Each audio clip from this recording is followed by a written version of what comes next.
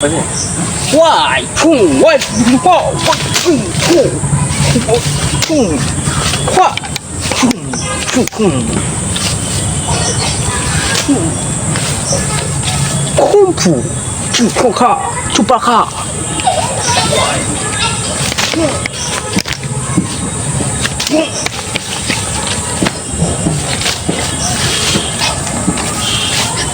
এ কিরে মামু ভাগ্নি মামা তুই এখানে ওয়াং চু চা ইয়া সব কি করছিস? মামা মশা মারছি মশা কুম্ফু স্টাইলে কোরিয়ান স্টাইলে মশা মারছি মামা। আরে বেটা শালা সারা জীবন মশারি আর কয়েল দি মশা মারতে মারতে মশার যন্ত্র পর্যন্ত আবিষ্কার হয়েছে। এই ওয়াংকু চাকু ইয়া আবার কি পদ্ধতি? এই পদ্ধতি মামা মশা থাকে না, মশা মারি সব ধুর করে দেওয়া যায়। ইয়া কোন দেশের পদ্ধতি বেটা শালা? দক্ষিণ কোরিয়া। দক্ষিণ কোরিয়ার মানে ওয়াং চু করে মারে? কত ভিডিও দেখনে কই জীবনে দেখনো নি? এই দেখেন কো মারার আগে মরে গেছে মশা। হাই রে তোর পদ্ধতি, জীবনে আর কত পদ্ধতি দেখা লাগবে।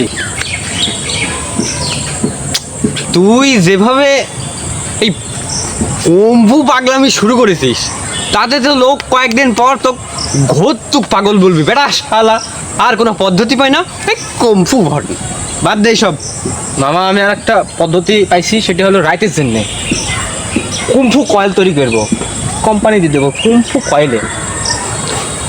কুম্ফু কয়েল তোর মানে তুই যে ধরে এইসব ক্যাংকুং চাং করছিস, ঘুমের মধ্যে মানুষকে ওই কং কুং চা চু করি চুপ চা করি মারি মশা মারবি? যে কয়েল তৈরি করবে ওরাই আমার মতন কুম্ফু স্টাইলে মশার সাথে যুদ্ধ করবে। কয়েলই যুদ্ধ করবে? হ্যাঁ, কয়েলের যে ধোঁয়া আছে ধোঁয়া যায় যুদ্ধ করবে।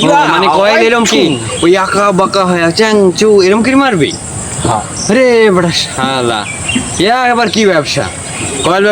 কয়েলের ব্যবসা করলে তুই জানিস কয়েল কিভাবে বানাই আর কয়েলের কি কি উপাদান থাকে? কয়েল সম্পর্কে তোর কোনো ধারণা আছে? হ্যাঁ আছে তো। কি ধারণা? কে আপনি দেখেননি ওই যে জিলাপি বানায় এরকম এরকম প্যাস প্যাস করে ওরকম ভাবে বানাবো। জিলাপি আর কয়েল এক?